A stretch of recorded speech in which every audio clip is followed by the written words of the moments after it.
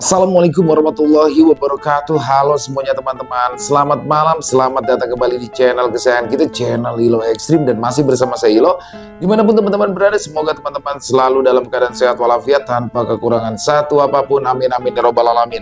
Dan pada kesempatan yang baik ini, saya akan membawakan satu kisah favorit kita semua, kisah warung kopi Bang Doni. Kisah dari Mas Dani SBR ya teman-teman ya. Tapi sebelum kita masuk ke dalam kisahnya, buat teman-teman yang mungkin belum subscribe, bisa diklik dulu tombol subscribe. Jangan lupa lonceng notifikasinya dinyalakan agar teman-teman selalu mendapatkan notifikasi dari konten-konten yang akan kami upload di setiap harinya. Dan untuk channel Ilo Ekstrim, kami upload setiap hari teman-teman ya, setiap malam jam 7 malam waktu Indonesia bagian Barat. Oke, gak pakai berlama-lama lagi. Pasti udah gak sabaran kan untuk masuk ke dalam kisah warung kopi Bang Doni. Kita langsung saja masuk ke dalam kisahnya. Buddha Horor on! Api dendam dari mantan karyawan kafe warung kopi Bang Doni. Selepas melaksanakan ibadah sholat subuh di musola, Doni dan Gembul berjalan beriringan menyusuri jalan gang yang masih basah oleh embun. Langit masih redup, warna biru gelapnya perlahan memudar, tergantikan cahaya jingga di ufuk timur. Suasana sepi, hanya suara langkah kaki dan dengung motor di kejauhan yang terdengar. Doni menguap kecil sambil mendekap tubuh dengan kedua tangannya. Dingin amat ini hari, tumben, gumamnya. Gembul hanya mengangguk, tapi wajahnya tampak gelisah. Beberapa langkah kemudian, ia mulai membuka suara. "Bang," ucap Gembul pelan, namun cukup jelas terdengar. Doni menoleh. Saya semalam melihat sesuatu, Bang. Pas pulang dari warung kopi." "Lihat apaan, Bul?" Gembul menelan ludah. "Harimau, Bang. Harimau putih." Langkah Doni melambat. "Bener lo?" "Iya, Bang. Di seberang tempat kita, Bang. Persis di cafe Coffee and Space punyanya Mbak Clara. Gede, Bang. Putih. Diem aja, Bang, liatin saya," terang Gembul. Dia diem aja. Gua kagak percaya. Masa iya ada harimau ngeliat kebul lewat diem aja? Yang ada lu pasti langsung diserang Gembul, dikunyah dah lu. Ngadi-ngadi aja lu. Ledek Doni tak percaya dengan ucapan Gembul. "Bang, saya serius, Bang. Saya nggak bohong. Lagian apa untungnya, Bang, saya bohongin abang?" Mendengar itu, raut wajah Doni langsung berubah di situ. Doni baru sadar jika Gembul berkata jujur. Doni mengerutkan dahi, ia berhenti sejenak. "Harimau putih," ulangnya mencoba memastikan. Gembul mengangguk mantap. "Iya, Bang, sosoknya sama persis, Bang, kayak harimau gaib punyanya Mang Ujang Kamran." Doni terdiam, matanya menatap lurus ke depan, tapi pikirannya pelayang. "Lah kok bisa ya? Lah ngapain tuh harimaunya Mang Ujang Kamran ngejogrok di sana? Apa sih Clara ada masalah ya? Terus dia minta bantuan sama Mang Ujang Kamran," ucap Doni mengira-ngira. Mendengar ucapan dari Doni, tiba-tiba saja Gembul merasa panik. "Apa, Bang? Mbak Clara ada masalah? Duh, kenapa nggak ngomong sama saya, Bang? Wah, kita nggak bisa diemin ini, Bang. Kasihan Mbak Clara, Bang. Saya takut Mbak Clara kenapa-napa. Ayo, Bang, nanti siang kita ke tempat dia, Bang," ajak Gembul dengan ekspresi tegang. Di situ, Doni malah memasang wajah datar. Dia tidak menyangka jika Gembul langsung bersikap demikian. Toren air. Biasa aja, keles. Itu kan baru prasangka gua. Ya kali aja gua salah. Lagi ngapain lu panik begitu sih? Roman-romannya lo khawatir amat. "Oh ya, wajar aja lah, Bang. Kalau cewek idamannya kenapa-napa, pasti semua laki-laki bakalan panik. Saya kan juga begitu. Orang lain aja saya urusin, masa cewek sendiri nggak saya urusin?" Ledek Gembul rupanya. Gembul sangat mengidolakan sosok Clara, sehingga ia merasa khawatir jika Clara sampai mendapat masalah. Mendengar ucapan Gembul tentang Clara, Doni pun langsung meledeknya. "Apa lo kata cewek sendiri diurusin, badan lo tuh kurusin," ledek Doni. Keduanya akhirnya kembali melanjutkan langkah mereka untuk pulang. Candaan serta celotehan terlontar dari keduanya. Memang kedua sahabat itu tak bisa berbicara serius, karena pada akhirnya semua obrolan akan berakhir dengan saling mencela. Saat pagi hari, Gembul terlihat sedang sarapan, ditemani dengan Doni dan Jumri. Di situ, Gembul kembali membahas mengenai sosok harimau putih yang dilihatnya semalam. "Bang, gimana, Bang, masalah harimau, Bang?" tanya Gembul. "Gimana apaan sih?" Doni balik bertanya. Ya bang, kapan kita mau bergerak? Kita harus menselidiki, mensekelidi, apa ya bang? Ucap Gembul yang terlihat kesulitan mengucapkan kata yang dimaksud. Menyelidiki, gembrot, celetuk Doni dengan nada sewot. Ya itu bang, menyelidiki, sahut Gembul dengan semangat. Namun saking semangatnya, Gembul tak sadar kalau wajahnya sudah terlalu dekat dengan wajah Doni. Bul, lu bisa kagak lu? Muka lu jauhan dikit, jangan deket-deket begini. Muka lu bawa kaki, ledek Doni. Mendengar itu, Gembul langsung menjauh sambil menggerutu. Abang nih kalau diajak ngomong gak pernah bisa serius. Lagian lu ngapain sih Bul? Ribet amat lu romannya. Udah biarin aja. Lagian tuh harimau juga kagak ngapa-ngapain kan? Tuh harimau kagak bakalan bakot-bakotin kucing yang lewat kan? Tanya Doni. Bakot apa nih bang? Tanya Gembul balik. Bakot gini nih, gigit. Gua gigit tangan lu, jelas Doni. Ya enggak lah bang, dia mah gak jahat. Lagian dia mah gak makan kucing, jelas Gembul. Lah ya udah dong, dia berarti aman. Lah ngapain kita mesti ngurusin? Ucap Doni santai. Ya saya kepo aja bang, ngapain tuh harimau ada di situ? Jawab Gembul penasaran. Lu mah kayak mama, mau tahu urusan orang aja. Urusin tol mak lo, bobot lu udah kelebihan. Kasihan Pemda, aspal pada rusak gara-gara lu sering lewat. Ledek Doni lagi. Abang ini kebangetan. Emangnya saya tronton apa? Gerutu Gembul kesal. Tidak lama kemudian, tiba-tiba saja handphone milik Doni berbunyi nyaring dengan ringtone lagu milik Nazar. Mendengar handphone Doni yang berbunyi sangat kencang itu, Gembul lalu mengomentarinya. Bang, itu handphone apa tuh masjid bang? Kencang banget. Ya, sirik aja lu Kang Sereh, hardik Doni. Doni langsung beranjak dari duduknya untuk melihat siapa yang menelpon. Di layar teleponnya terlihat nama Mang Ujang Kamran yang terpampang dengan jelas. Assalamualaikum Mang Kamran, sapa Doni. Waalaikumsalam Bang Doni. Gimana kabarnya? Sehat? Tanya Ujang Kamran dari ujung telepon sana.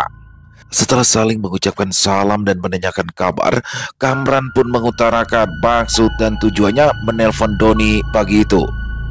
Jadi, Bang Doni, saya mau ngasih tahu kalau sekarang saya lagi join sama Clara untuk ngejalanin KP-nya yang ada di seberang KP punya Bang Doni. Tapi bukan saya yang ngejalanin, anak saya namanya Teh Ajat. Dia ada di situ. Sekalian juga saya mau titip si Ajat sama Bang Doni. Tolong jagain kalau ada apa-apa, begitu maksudnya, ungkap Ujang Kamran. Oh begitu ya Mang, siap saya mah. Tenang aja, kalau ada apa-apa ngomong aja, pendeket, tinggal nyebrang doang. Timpal Doni. Ya, nanti saya suruh si Ajat buat datengin Bang Doni. Sekalian kenalan. Saya juga mau minta maaf kalau nyampein hal ini mah lewat telepon.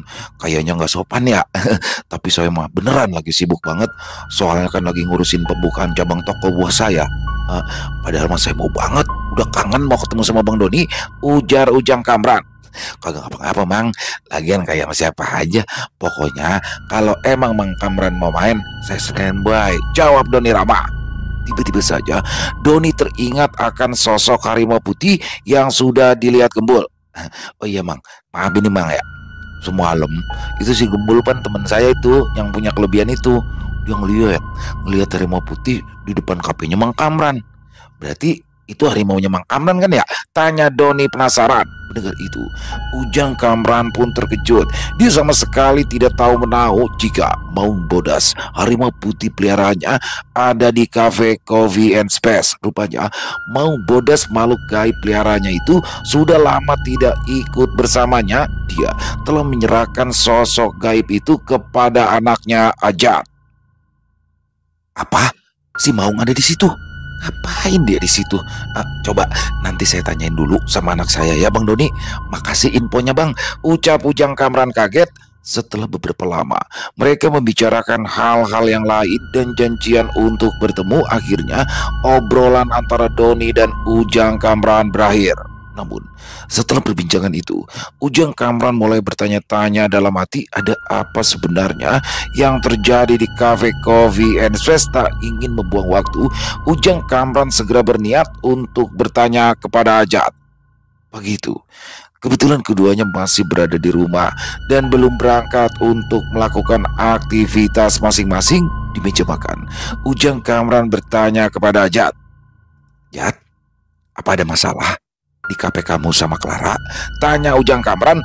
Mendengar itu Ajat kaget. Mengapa ia mendapati pertanyaan demikian dari sang ayah, walaupun sebenarnya sehari sebelumnya Ajat mendapat teror di kafe Coffee and Space. Namun di situ dia tidak ingin memberitahu ayahnya karena memang Ajat telah terdidik dan terbiasa untuk menyelesaikan masalahnya sendiri tanpa harus merepotkan orang lain, termasuk ayahnya. Di situ akhirnya Ajat memberitahu ayahnya mengenai hal yang telah ia alami di kafe Coffee and Space. Apa? Ada orang yang mau nyelakain Clara? Kenapa kamu nggak ngomong sama papa sih, Jat? Orang tuanya Clara itu udah nitipin Clara sama papa. Jadi dia itu udah jadi tanggung jawab papa, ucap Ujang Kamran gusar. Apa? Tapi Ajat mau nyari tahu sendiri dulu siapa orang yang ngirim barang itu. Lagian papa kan lagi sibuk ngurusin urusan papa. Ajat takut papa malah kepikiran. Makanya Ajat ngomong sama papa. Terang Ajat. Mendengar penjelasan dari anaknya, Ujang Kamran langsung mengerti. Jadi gara-gara itu kamu naruh si Maung di kafe? Tanya Ujang Kamran. Iya pak. Jadi papa udah tahu kalau Ajat naruh si Maung di sana. Ya, papa tuh dikasih tahu sama teman papa yang punya kafe di depan kafe kamu, ungkap Ujang Kamran. Bang Doni, jadi Bang Doni bisa ngelihat si Maung? Tanya Ajat penasaran. Ya, tapi bukan Bang Doninya. Yang ngelihat si Maung itu anak buahnya, jawab Ujang Kamran. Yang bisa ngelihat si Maung kan bukan orang sembarangan, Pak. Pasti ilmunya tinggi. Berarti Bang Doni juga bukan orang sembarangan atuh, ucap Ajat. Bang Doni malah nggak bisa ngelihat si Maung. Yang bisa itu cuma anak buahnya. Tapi silatnya Bang Doni mah luar biasa. Papa teh pernah ngadepin dia. Gelo tenagana. Kayaknya papa bakalan kalah kalau terus ngadepin dia, ungkap Ujang Kamran menceritakan tentang sosok Bang Doni kepada Ajat. Apa? Papa pernah ngadepin dia? Kapan itu, Pak? Tanya Ajat penasaran. Yaitu pas ngebongkar masalahnya si Denny. Oh, jadi Bang Doni yang papa hadepin pas ada masalahnya Denny, saut Ajat terkejut. Ya, Ajat pernah diceritakan oleh sang ayah sebelumnya jika Ujang Kamran pernah berhadapan dengan lawan yang luar biasa kuatnya dan sosok itu rupanya adalah Bang Doni. Iya, Ajat. Papa mau kamu kenal sama Bang Doni.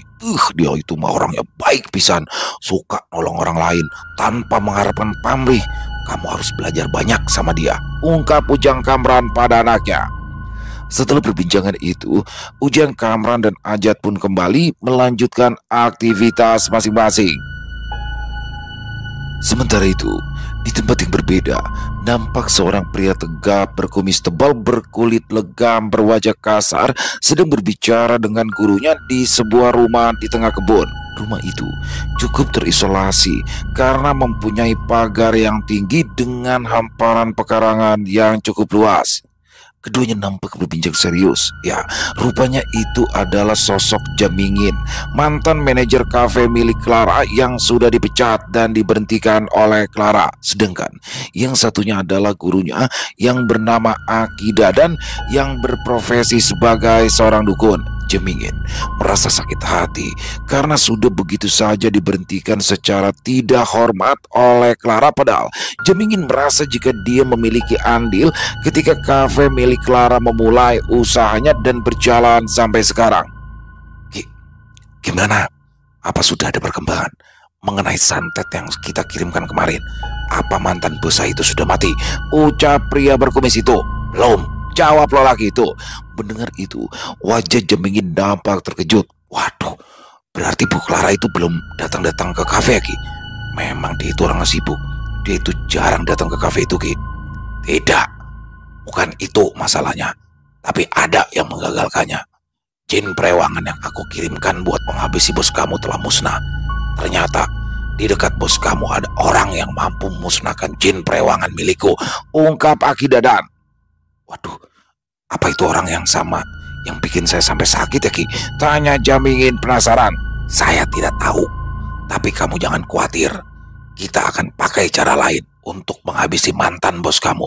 Mereka tidak tahu sedang berurusan dengan siapa. Tapi, apa kamu tidak tahu di mana mantan bos kamu tinggal? Jadi kita tidak perlu nunggu kayak begini, ungkap Aki Dadan penuh emosi. Waduh, belum, Ki. saya itu belum ketemu. Soalnya informasi mengenai mantan bos saya itu sangat sedikit.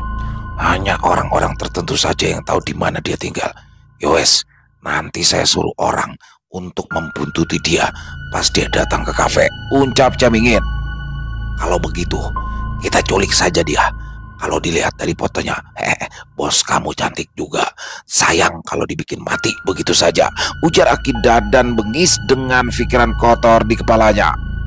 Keesokan harinya, matahari baru sepenggalan naik ketika Ujang Kamran dan juga Ajat tiba di warung kopi Bang Doni.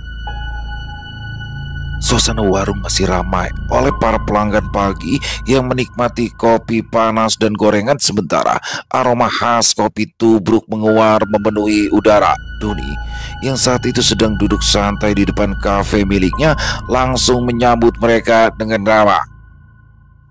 Assalamualaikum Bang Doni.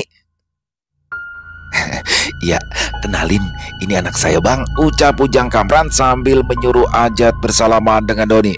Assalamualaikum Bang, ujar Ajat, suaranya terdengar sopan tapi tegas. Waalaikumsalam. Ini pasti Ajat ya? Doni menjabat tangannya dengan erat. Iya Bang, saya Ajat, sautnya sambil tersenyum. Waduh, kalau dilihat-lihat mirip sama Mang Kamran ya, tapi lebih muda dikit. Ledek Doni. Ujang Kamran terkekeh. Ya iya tuh Bang, masa ya anak saya lebih tua, ucap Ujang Kamran yang langsung mencairkan suasana. Saat itu Doni juga sengaja menyuruh masuk Gembul lebih pagi untuk menemani Doni saat ia bertemu dengan Ujang Kamran. Doni juga langsung memperkenalkan Gembul dengan Ajat. Setelah duduk dan memesan kopi, mereka berempat pun memulai pembicaraan. Jadi sekarang Mang Kamran gabung nih sama KP-nya Mbak Clara ya? Tanya Doni. Iya, tapi bukan saya yang turun langsung, tapi anak saya si Ajat, jawab Ujang Kamran. Ajat pun mengangguk. Iya Bang, sekarang saya yang bantu-bantu Mbak Clara. Udah mantep dah kalau begitu. Jadi Mang Kamran sama Ajat bisa sering main kemari ya. Saut Doni senang. Ya Bang Doni, alhamdulillah kita jadi deket.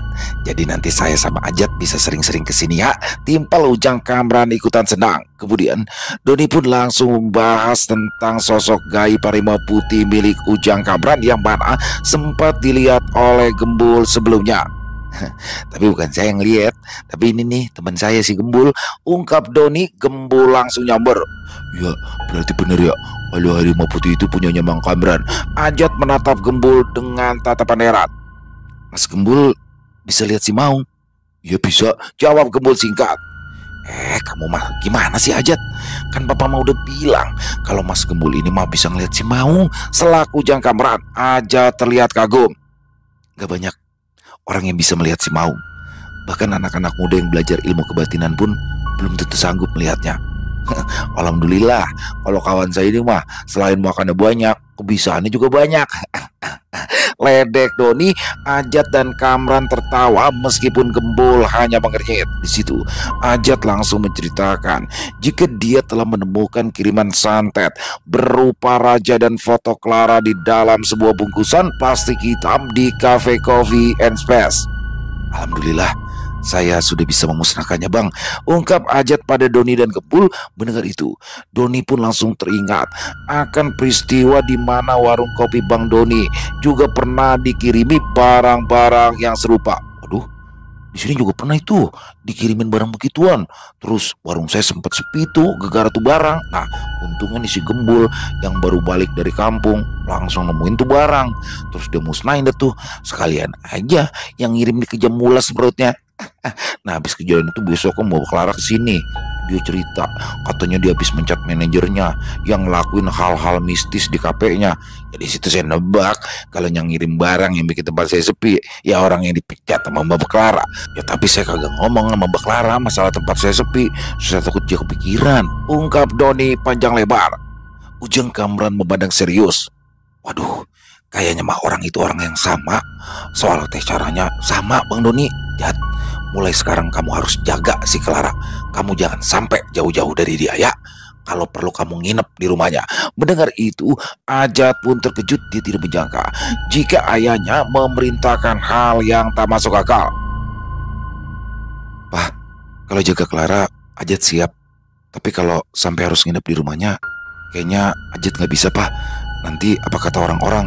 Lagian Clara juga nggak mungkin bersedia, di rumahnya ada saya, saut Ajat keberatan. Lagian kalau menurut saya, Ajat, Clara itu jangan sampai tahu mengenai masalah ini. Selain ini adalah hal yang baru buat dia, masalah ini juga nantinya bisa membuat dia kepikiran, ucap Ajat melanjutkan perkataannya. Pada akhirnya, Ujang Kamran meminta bantuan dari Doni dalam masalah yang sedang dihadapinya. Bang Doni, kalau begitu saya mau minta bantuannya ya, buat sekalian ngawasin KP untuk Clara, biar Ajat yang jagain, ucap Ujang Kamran. Siap Bang Kamran, tenang aja deh pokoknya. Kalau ada apa-apa sama KP-nya Copy and Space, saya yang bakal maju duluan, saud Doni. Di situ terlihat jelas jika Doni merupakan sosok yang berjiwa besar, bagaimana tidak. Bila dilihat secara bisnis, Coffee and Space merupakan saingan dari bisnis yang sedang ia jalani. Namun, Doni tidak melihat hal itu.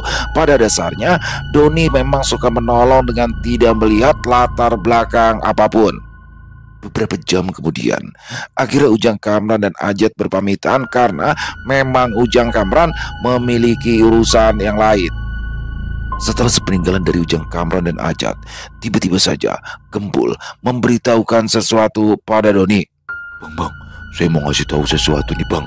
Mendengar itu, Doni langsung terlihat antusias. Dia berpikir jika Gembul langsung tahu mengenai siapa sosok yang mengirimkan teror di kafe milik Clara dan Ajat itu.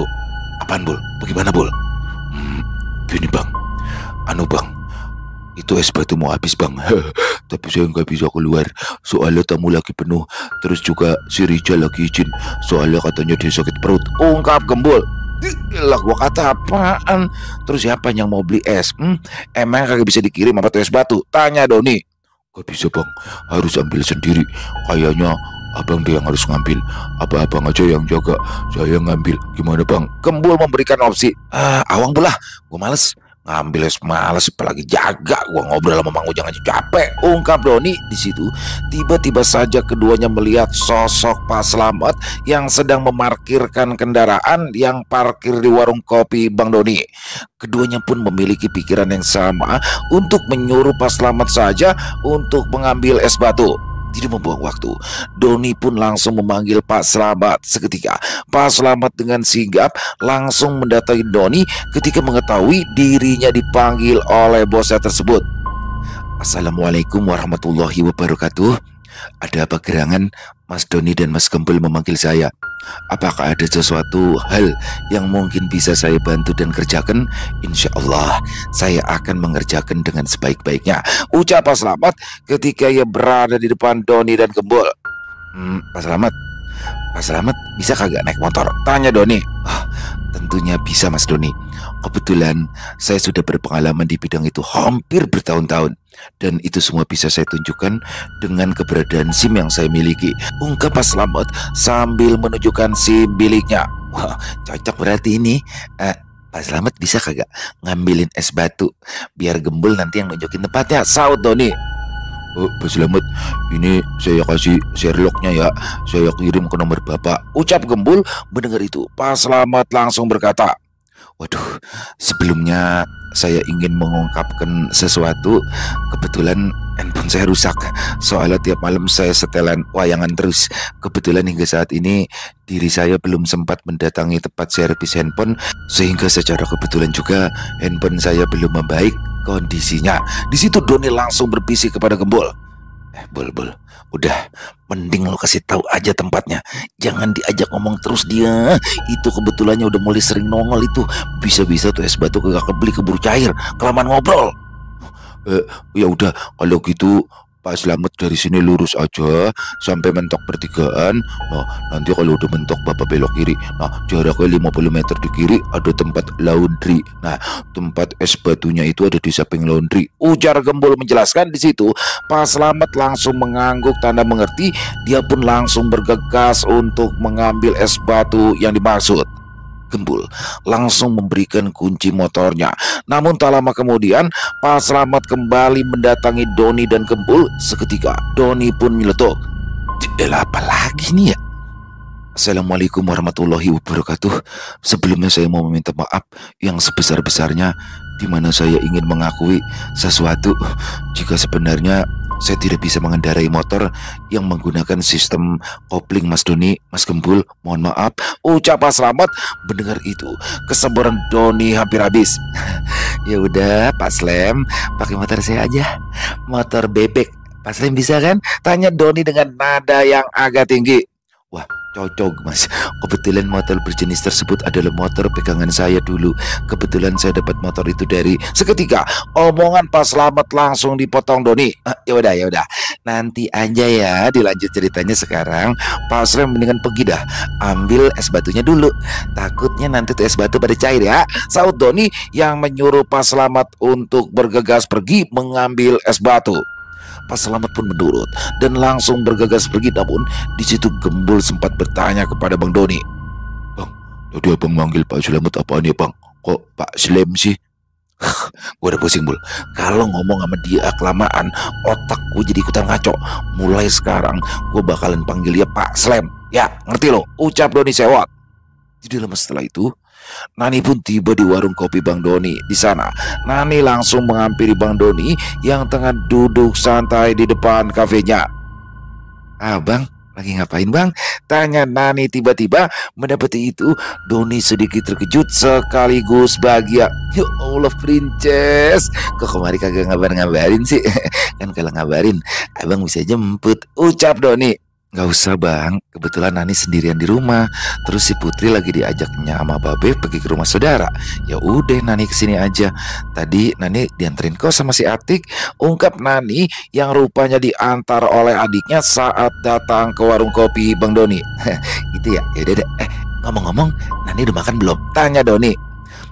Enggak ah, Nani mau ngemil aja. Oh ya, Nani mau bikin roti bakar. Abang mau nggak? Tanya Nani balik. Ya mau lah, apalagi makannya bareng Princess. Tapi ntar suapin ya, ucap Doni berlagak manja. Melihat tingkah Doni yang cukup konyol, Nani hanya tertawa. Setelah selesai membuat roti bakar, Nani langsung membawanya ke depan untuk disantap bersama Doni. Di situ, rupanya Doni tidak bercanda. Dia benar-benar meminta Nani untuk menyuapinya.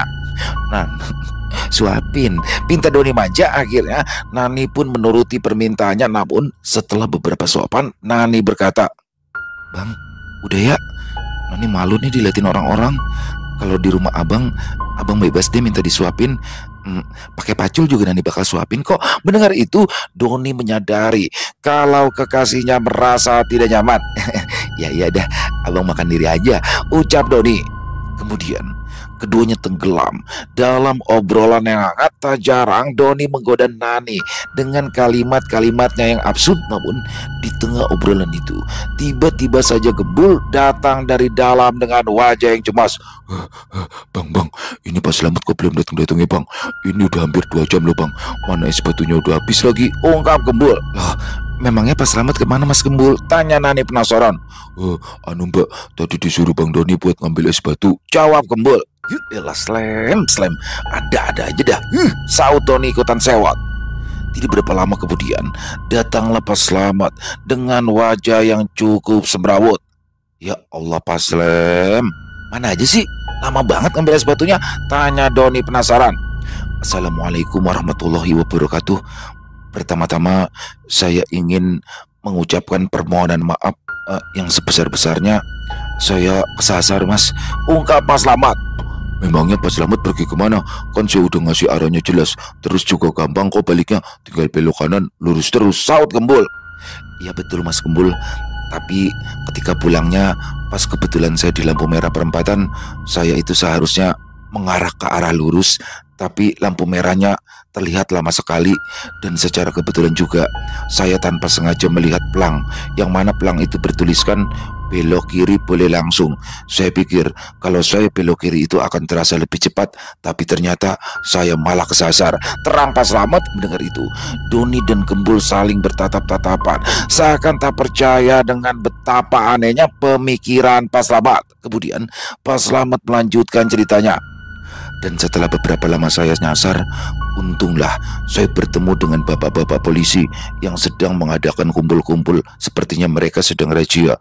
Mereka terlihat baik sekali sehingga mengarahkan saya untuk bisa kembali lagi ke sini. Ucapnya senang. Udah. Bul, lu bawa deh tuh es batunya. Kayaknya udah percair itu. Dibawa Pak Slem keliling Bekasi. Ucap Doni pada Gembul. Tak lama kemudian, Pak Slamet memberikan kunci motor milik Doni sekaligus secari kertas. Lah, apaan ini? Tanya Doni penasaran. Anu Mas Doni, saya lupa memberitahukan Mas Doni terkait permasalahan ini. Tadi itu ketika pas ketemu bapak-bapak polisi, saya telah diberikan surat ini. Ungkap Pak Slamet. Hah? Ini mah surat hilang. Lah emang bapak ngelanggar apaan? Pak Slem salah arah? Tanya Doni lagi. Sebelumnya saya mohon maaf yang sebesar-besarnya karena menurut penuturan bapak-bapak polisi tadi diketahui jikalau SIM saya rupanya sudah habis masa berlakunya, dan di situ saya baru tahu kalau SIM itu ternyata ada masa berlakunya. Maafkan atas segala kesalahan kecil ini Mas Doni. Ucap Pak Slamet. Doni hanya terdiam. Dia mengangguk kecil. Saat Pak Slamet undur diri, Doni nampak membeku hingga Nani menegurnya. Bang, abang kenapa sih? Kok bang diam aja? Nan, pegangin abang Nan. Abang rasanya mau pingsan. Baru sekarang abang punya anak buah kayak begini.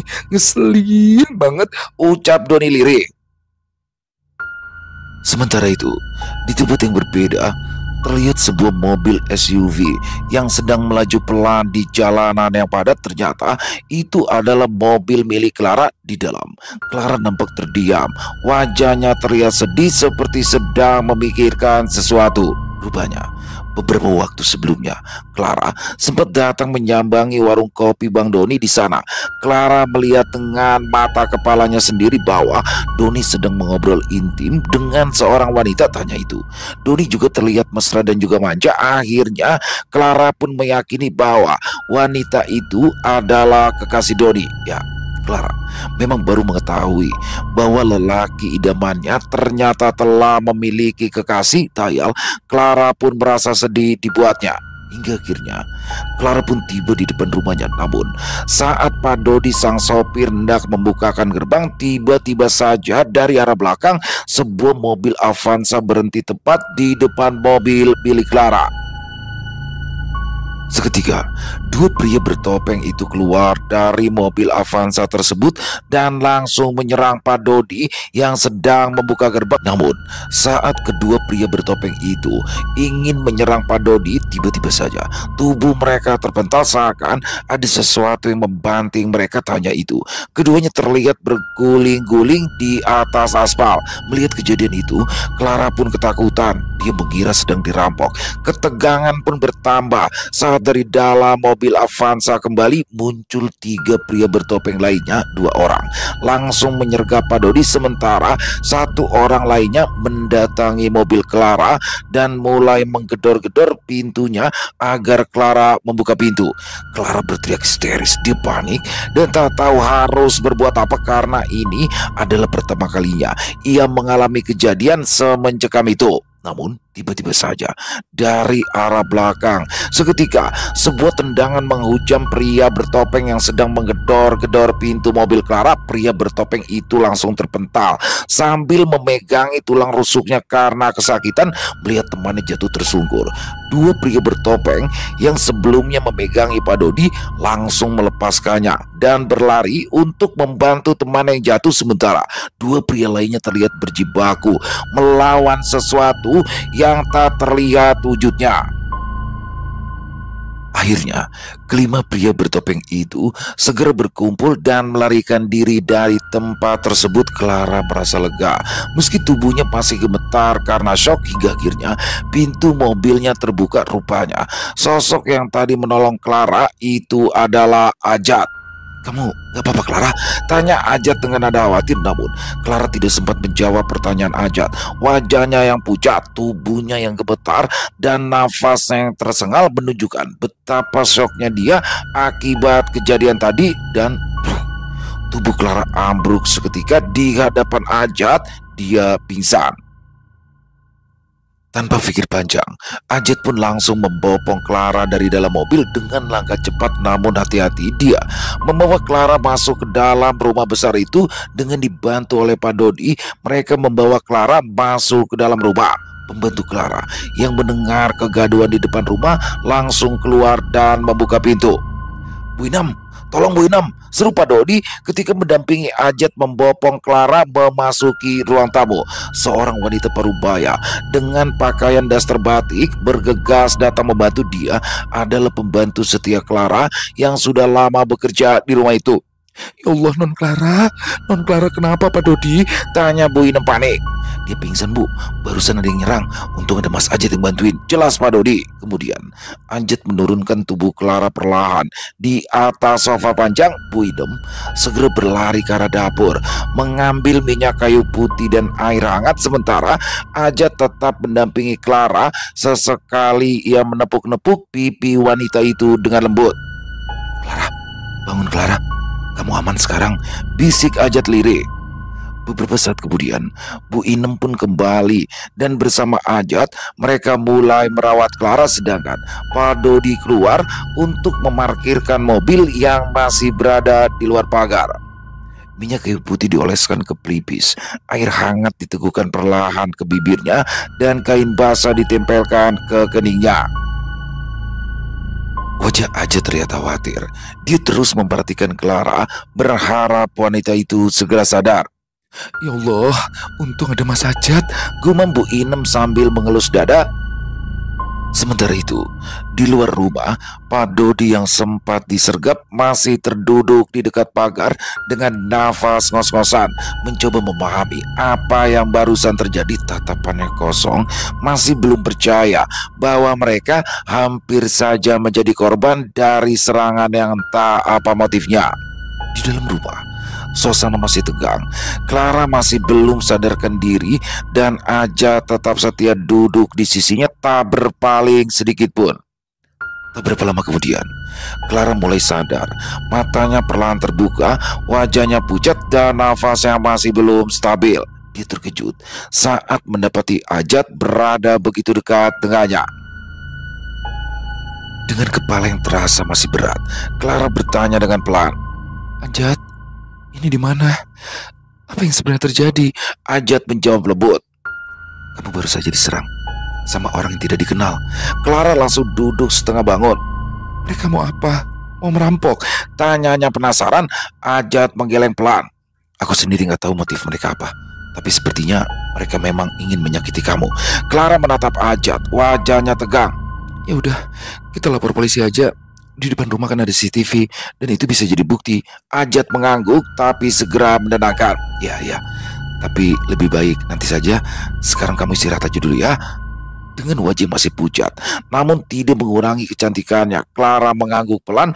Meskipun tubuhnya lemas, rasa syukur menyelimuti hatinya. Dia selamat dan semua itu berkat pertolongan Ajat. "Makasih Ajat, kalau nggak ada kamu aku nggak tahu gimana nasibku," ucap Clara tulus. Ajat tersenyum kecil. "Iya, sama-sama ya. Sekarang kamu istirahat dulu aja. Biar Bu Inem yang nemenin kamu di sini. Aku pulang dulu ya." Clara pun berbaring untuk beristirahat, namun pikirannya belum tenang. Kejadian mencekam tadi masih membekas dan menimbulkan trauma mendalam. Tak lama setelah keluar dari rumah Clara, Ajat langsung mengabari sang ayah, Ujang Kamran, lewat telepon. "Apa? Ada yang nyerang Clara? Terus sekarang kamu di mana, Jat?"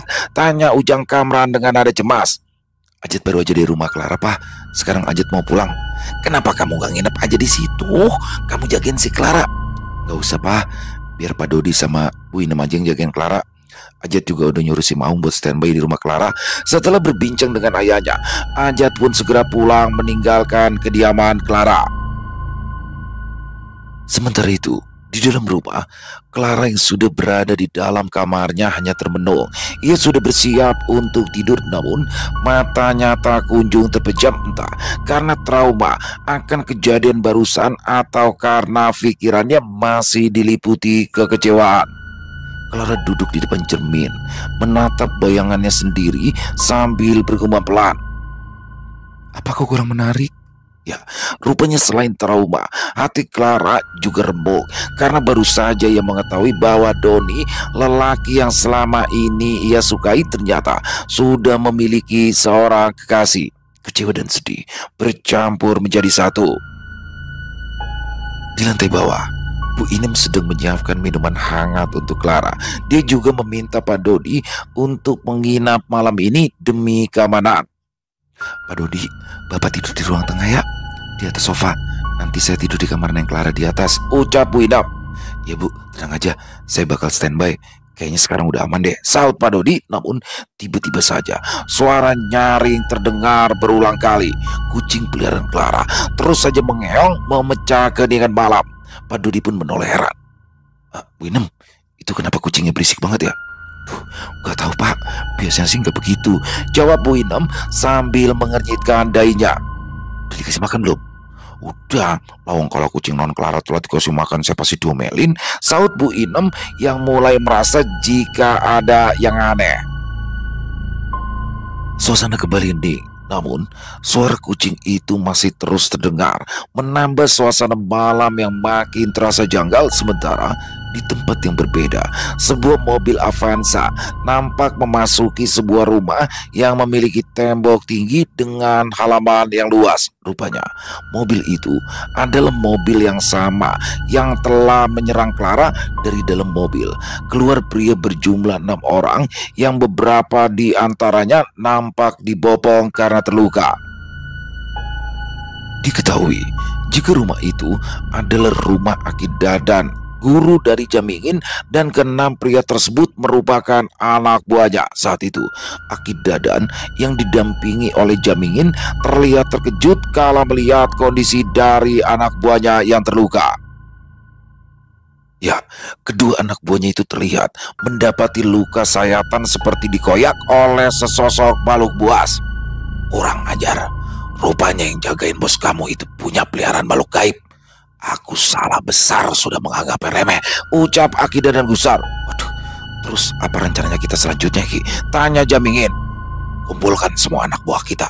Kita akan serang dan hancurkan KP itu, ujar Aki Dadan dengan suara membara. Rupanya Aki Dadan merupakan seorang ketua dari sebuah organisasi yang memiliki anggota yang banyak, dan Jamingin adalah salah satu orang kepercayaannya. Keesokan harinya, Ujang Kamran beserta istri dan juga anaknya Ajat datang ke kediaman Clara pagi-pagi sekali. Mereka sudah tiba di depan gerbang rumah Clara. Bu Inem pun langsung menyambut dan mempersilahkan Ujang Kamran sekeluarga untuk masuk. Tak lama kemudian, Clara pun langsung turun dari kamarnya. Di situ, Bu Erna, istri dari Ujang Kamran, langsung memeluk Clara dan menanyakan keadaannya. Ya, Bu Erna yang juga ibunda dari Ajat nampak sangat khawatir dengan keadaan Clara. Kamu nggak apa-apa kan, Clara? Tanya Bu Erna pada Clara. Alhamdulillah Tante, Clara nggak apa-apa, sahut Clara sambil tersenyum. Clara, kamu itu sudah dititipkan orang tua kamu sama Tante dan juga Om. Jadi kalau ada apa-apa sama kamu, Tante sama Om itu harus tahu, ucap Bu Erna cemas. Tante sudah diceritain sama Ajat kalau kamu itu kemarin diserang sama orang yang tidak dikenal. Iya Tante, Clara juga nggak tahu siapa dan apa maksud dan tujuan mereka, ungkap Clara. Di situ terlihat sekali jika Ujang Kamran dan juga istrinya sangat mengkhawatirkan keadaan Clara. Sementara sang istri berbincang dengan Clara, Ujang Kamran nampak berjalan berkeliling rumah hingga mendapati kucing milik Clara yang selalu berbunyi nyaring. Ujang Kamran yang memiliki kemampuan untuk berkomunikasi dengan binatang langsung mendatangi kucing tersebut hingga diketahui jika kucing milik Clara itu rupanya ketakutan akan sosok Maung yang menjaga rumah Clara sejak semalam. Si Maung disuruh jagain rumah malah nakut-takutin kucing, gumam Ujang Kamran dalam hatinya. Di situ tiba-tiba saja Bu Inem muncul dari dapur. Melihat Ujang Kamran yang sedang memperhatikan kucing milik Clara, dia pun mengadu pada Ujang Kamran. Itu loh Pak, gak tahu kenapa kucing non Clara berisik dari semalam. Mendengar itu, Ujang Kamran hanya tersenyum sambil berkata, ya lagi rewel kali Bu Inem, tenang aja, nanti juga bakalan kalem lagi. Di malam harinya, saat Gembul baru saja menutup warung kopi Bang Doni, dia melihat segerombolan orang sekitar kurang lebih 50 orang mendatangi kafe Coffee and Space milik Clara dan Najat. Dengan menggunakan beberapa mobil dan belasan sepeda motor, kelompok itu langsung memarkirkan kendaraannya di depan kafe. Alhasil, Gembul langsung menelpon Doni untuk memberitahukan hal tersebut. Setelah panggilannya tersambung, Gembul dengan nada panik berkata kepada Doni, "Assalamualaikum bang, bang, halo bang." "Waalaikumsalam, ada apaan sih Bul?" "Elah, gue baru aja selonjoran ini," saut Doni di balik telepon sana. "Bang, abang buruan kesini bang, situasinya gawat bang, situasi gawat," ucap Gembul. "Ya Allah, apalagi sih? Kenapa lagi Pak Slem? Dia bikin KP gua ambruk." Selak Doni yang menyangka jika Pak Slamet berbuat sesuatu. "Bukan bang, ini bukan tentang Pak Slem, tapi di kafenya Mbak Clara didatengin banyak orang bang. Abang buruan kesini bang," pinta Gembul. "Lah, bukannya KP-nya dijaga nama macannya Mang Kamran Bul?" "Itu si Maung yang gak ada bang," jawab Gembul. "Lah kemana?" "Jangan-jangan dia lepas," saut Doni. "Ya ampun bang, jangan bercanda dulu dong bang, buruan kesini bang, jangan lupa kabarin Mang Kamran sama Ajat," ucap Gembul yang langsung diiyakan oleh Doni. Sementara itu, di depan kafe Coffee and Space, Aki Dadan dan Jamingin memimpin kelompoknya untuk mengepung tempat tersebut. Pada awalnya, terdapat 3 security yang berjaga di tempat tersebut bertanya pada Aki Dadan, "Maaf, bapak-bapak sekalian, ini ada apa ya?" tanya security itu, namun belum juga mendapat jawaban. Security yang bertanya tadi langsung mendapatkan tendangan dari Aki Dadan. Tayal, security itu langsung terjungkal ke tanah. Terlihat Aki Dadan walaupun sudah berusia lanjut, namun tenaganya masih kuat. Itu terbukti hanya dengan sekali tendang dia dapat melumpuhkan orang yang usianya jauh di bawahnya. Melihat teman yang jatuh tersungkur, 2 orang security sisanya nampak ketakutan. Di situ, Jamingin yang memiliki tubuh tinggi, tegap dan besar langsung mengangkat keduanya dan mengempaskannya hingga jatuh terjungkal. Tidak ingin membuang waktu, Aki Dadan memerintahkan untuk mulai pengerusakan pada kafe Coffee and Space milik Clara dan juga Ajat. "Hancurkan tempat ini," teriaknya. Seluruh anak buah Aki Dadan langsung menghancurkan barang-barang di sekitarnya, mulai dari meja dan kursi yang berada di luar, pot-pot bunga hingga pintu kaca mereka pecahkan. Di seberang, Doni baru saja tiba dengan motor Shogun berwarna biru tua kesayangannya. Di situ, dia menghampiri Gembul yang sejak tadi memperhatikan kelompok Aki Dadan yang sedang merusak kafe Coffee and Space. Gembul nampak duduk di atas motor Suzuki Thunder saat Doni menghampirinya. Bang, itu bang, kafenya Mbak Clara lagi dirusak bang," ujar Gembul. Melihat itu, Doni langsung merasa gusar. Tiba-tiba, dia pun berkata pada Gembul, Bul, gue pinjam motor lo, gue mau ke sana." Kenapa gak parkir di sini aja sih bang?" tanya Gembul keheranan. "Kelamaan," jawab Doni. "Lamun gimana sih bang, kan tinggal nyebrang," saut Gembul lagi. "Udah buruan," desak Doni yang langsung mengambil motor Gembul dan segera menaikinya. Di situ, Gembul merasa heran atas apa yang ingin dilakukan Doni. Sebenarnya tidak lama setelah Doni berada di atas motor Gembul, dia langsung menarik gas dalam-dalam dan melesat dengan cepat ke arah kelompok Aki Dadan. Rupanya Doni melakukan hal di luar nalar. Bagaimana tidak, dia mengarahkan motor milik Gembul itu ke arah kerumunan dari kelompok Aki Dadan yang sedang merusak tempat tersebut. Doni langsung melompat, sementara motor Suzuki Thunder milik Gembul menghujam tajam ke arah kelompok Aki Dadan. Tayal, hal itu langsung mengejutkan kelompok Aki Dadan dan menghentikan aksinya itu. Melihat itu, Gembul langsung berseru, Astagfirullah, astagfirullah, Bang Doni, Bang Doni." Doni berdiri tegap di antara kelompok Aki Dadan yang mengelilinginya, sementara terdapat 5 anggota kelompok Aki Dadan yang tergeletak tak berdaya akibat terkena hantaman motor Thunder milik Gembul. Siapa kamu? Apa kamu mau mati juga?" teriak Aki Dadan pada Doni. "Lu kagak perlu tahu siapa gua. Yang pasti, kalau lu berani bikin onar di mari, urusannya sama gua," tantang Doni. Mendengar itu, Aki Dadan hanya tersenyum. Dia nampak meremehkan Doni. Anak ingusan, kamu tidak tahu sedang berurusan sama siapa? Hah? Sudah bosan hidup kamu? Bentak Aki Dadan. Hidup mati itu urusan Allah. Lu jual gue beli, lu tuang gue minum, lu gelar gue gulung. Jangan kata kalah, seri aja gue ogah, ucap Doni di situ. Aki Dadan menyuruh salah satu anak buahnya yang memiliki postur tinggi besar untuk menghadapi Doni seorang diri. Pria besar itu langsung maju dan mendatangi Doni dengan wajah yang sangar. Setelah menatap Doni tajam-tajam, dia langsung melayangkan pukulan ke arah Doni. Bukan mundur, Doni malah memajukan tubuhnya, tapi dengan secepat kilat dia dapat menghindari serangan itu sambil melayangkan sebuah pukulan ke arah ulu hati. Melihat itu, Aki Dadan dibuat terkejut.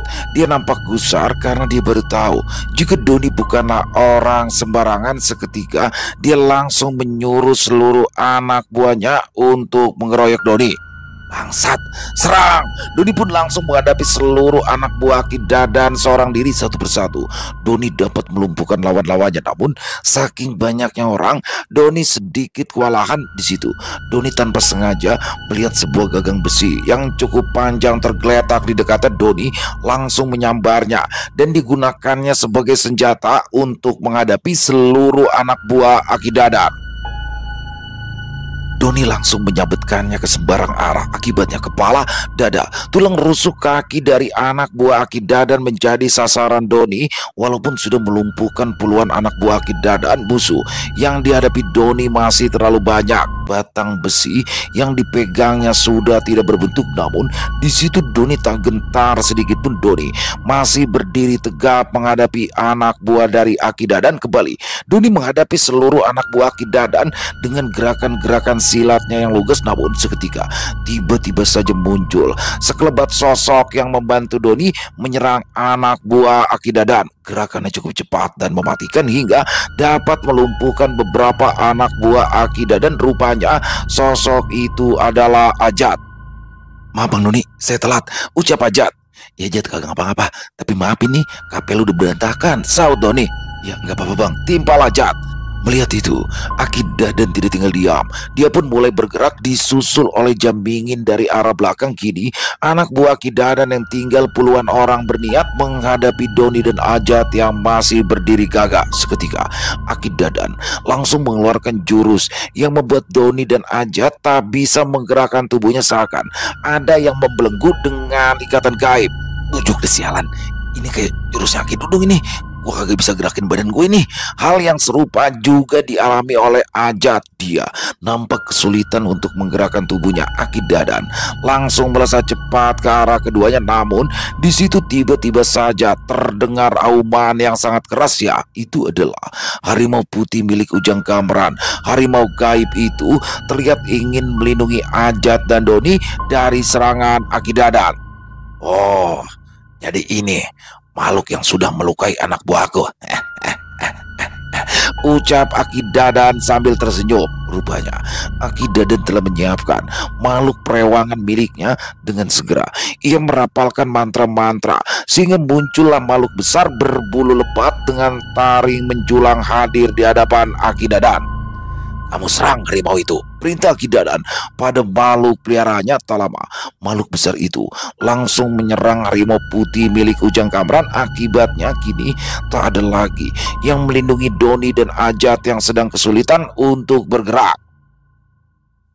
Doni sempat menoleh ke arah Gembul. Di situ dia berharap agar Gembul dapat melepaskan ilmu yang telah membelenggunya. Namun yang terjadi, Doni justru melihat Gembul sedang berjongkok dan menunduk seperti orang yang sedang menangis. Rupanya dia sedang meratapi motor kesayangannya yang telah dirusak oleh Doni tadi, sehingga Gembul tidak mengetahui jika Doni sedang dalam kesulitan. Sedangkan Aki Dadan sendiri terlihat menyeringai. Kini ia merasa di atas angin dan dapat dengan mudah untuk menghabisi Doni dan juga Ajat yang terlihat kesulitan untuk bergerak. Aki Dadan langsung mengeluarkan sebuah belati dari pinggangnya dan secepat kilat bergerak ke arah Doni Tayal. Doni dan Ajat merasa gusar. Bagaimana tidak? Mereka berdua seakan putus asa karena tak bisa menggerakkan tubuhnya untuk menghadapi Aki Dadan. Namun, sang! Lagi-lagi ada yang menghalau serangan dari Aki Dadan dan ternyata itu adalah Ujang Kamran. Apa kamu tidak malu menyerang lawan yang tidak bisa bergerak? Teriak Ujang Kamran dengan suara lantang. Kurang ajar, siapa lagi kamu, ha? Ucap Aki Dadan. Kamu gak perlu tahu siapa saya. Ayo kita duel sekarang, tantang Ujang Kamran. Di situ seluruh anak buah Aki Dadan yang tersisa langsung membantu bosnya untuk menghadapi Ujang Kamran, termasuk Jamingin. Namun sebelumnya, Ujang Kamran segera merapal doa-doa untuk melepaskan jurus yang telah membelenggu Doni dan Ajat seketika. Keduanya bisa kembali menggerakkan tubuh masing-masing. Akhirnya terjadilah pertarungan sengit antara dua kelompok. Kini Ujang Kamran menghadapi Aki Dadan dengan gerakan-gerakan silatnya yang elegan, sedangkan Doni dan Ajat dengan pergerakan yang eksplosif menghadapi anak buah Aki Dadan yang dipimpin oleh Jamingin. Saat itu Doni dengan brutalnya menghadapi Jamingin dibantu kelima anak buahnya, sedangkan sisanya dihadapi oleh Ajat. Di tengah pertempuran, Ajat sempat melihat bagaimana Doni menghajar lawan-lawannya. Ajat merasa jika Doni tak nampak kelelahan sedikit pun, padahal dia telah melawan banyak anak buah dari Aki Dadan. Malahan Ajat melihat pergerakan Doni malah bertambah cepat dan juga kuat. Itu terbukti di mana Jamingin yang menjadi pemimpin dari kelompoknya menjadi bulan-bulanan Doni hingga babak belur tak karuan. Rupanya level Jamingin masih jauh di bawah Doni, hingga tidak membutuhkan waktu lama Doni pun sudah melumpuhkan semua lawan-lawannya. Sementara itu, pertempuran tingkat tinggi juga terjadi antara Ujang Kamran dan Aki Dadan. Walaupun keduanya sudah tak lagi muda, namun kemampuan mereka masih mumpuni. Terlihat benturan-benturan yang terjadi menciptakan percikan api dan asap dari keduanya, hingga akhirnya Ujang Kamran menunjukkan jati dirinya. Dia adalah penjaga Gunung Sadekeling, di mana kemampuannya sudah berada di atas rata-rata manusia biasa. Pukulan-pukulan yang dilancarkan Ujang Kamran tak bisa dibendung oleh Aki Dadan, hingga pada suatu titik Ujang Kamran melancarkan pukulan tepat ke arah dada dari Aki Dadan dan langsung membuat Aki Dadan tersungkur di atas aspal. Tiba-tiba saja dari arah belakang Aki Dadan muncul sosok harimau putih besar yang siap menerkam Aki Dadan yang sedang mencoba berdiri. Namun seketika Ujang Kamran berteriak, "Maung, ulah! Jangan kamu bunuh orang itu!"